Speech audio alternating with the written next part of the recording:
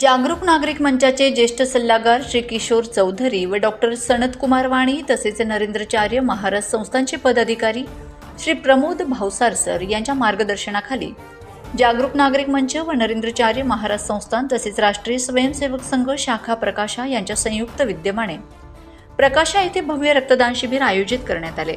त्याप्रसंगी ग्रामस्थांनी सामाजिक कर्तव्य समजून एकूण 54 रक्तदात्यांनी रक्तदान करून सामाजिक संदेश दिला। शिबिराचे उद्घाटन नंदुरबार जिल्हा परिषदेचे माजी उपाध्यक्ष श्री रामचंद्र पाटील यांच्या शुभ हस्ते नरेंद्राचार्य महाराज व छत्रपती शिवाजी महाराज यांच्या प्रतिमेचे पूजन करून करण्यात आले। या प्रसंगी प्रकाशा गावाचे लोकनियुक्त सरपंच कुमारी राजनंदिनी भील, जिल्हा परिषद सदस्या भारतीताई भील उपस्थित होत्या। रक्तदान शिबिरात रक्त संकलनासाठी जनकल्याण रक्तपेढी नंदुरबार येथील टीमचे मोठे योगदान राहिले। तसेच रक्तदान शिबिरामध्ये महिलांनी देखील उत्स्फूर्तपणे सहभाग नोंदविला। ज्यांनी रक्तदान केले त्यांना प्रमाणपत्र व भेटवस्तू देण्यात आली।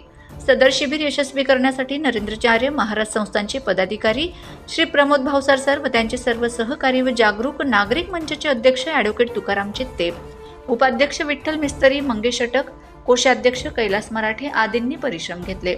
प्रश्नचिन्ह न्यूजसाठी दिनेश सामुद्रे, शहादा।